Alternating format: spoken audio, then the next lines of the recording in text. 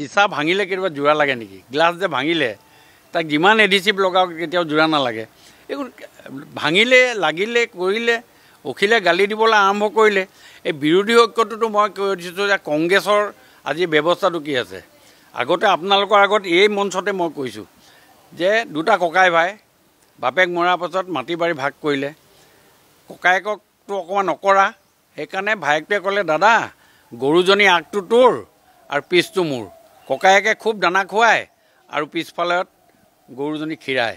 তামোল গছজোপা আগটো মোৰ আৰু গুৰিটো তোৰ। তলটো চিকুণাই খুব চাফা কৰে আৰু এই তামোলখিনি ছিঙে। কংগ্ৰেছৰ হ'ল এইটো ব্যৱস্থা। তাহাঁতক চব লগৰ লগে একেলগে চিঞৰ বাখৰ কৰি ইনকলাব জিন্দাবাদ কৰিলে। আৰু এই হেৰিত গৈ পেলাই লজিষ্টিক ছাপৰ্ট দি অখিল গগৈক নি আজি আমাৰ ধুবুৰী চিটটো জিকালে। তাৰপাছত গল পোষ্টৰ সময়ত মাৰি দিলে, লেং মাৰি দিলে, গল দিবৰ সময়ত লেংটো মাৰি পেলাই আঁতৰাই দিলে।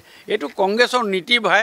কংগ্ৰেছৰ আজি গম পোৱা নাই সেই নীতিৰে চলি আছে। আৰু যদি তাহাঁতৰ লগত মিল হ'বলৈ যায় কংগ্ৰেছে ইয়াতকৈ ডাঙৰ ফাউল কৰি দিব কিন্তু অখিল গগৈহঁতৰ নিচিনা মানুহক।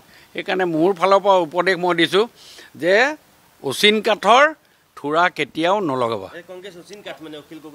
অখিল গগৈ কংগ্ৰেছ একেবাৰে শুদ্ধ অচিন কাঠৰ থোৰা মই লগাবলৈ মানা কৰিছোঁ। এই অচিন কাঠৰ থোৰাই কংগ্ৰেছে মানে এই দলকেইটা যিকেইটা আছে তাহাঁতক উঠিবলৈ নিদিয়ে, কেতিয়াও উঠিবলৈ নিদিয়ে। এই দেখে প্ৰমাণ হ'লেই নহয় আপোনাৰ বিহালীৰ কথাটোৱে ঘটনা হৈ গ'ল।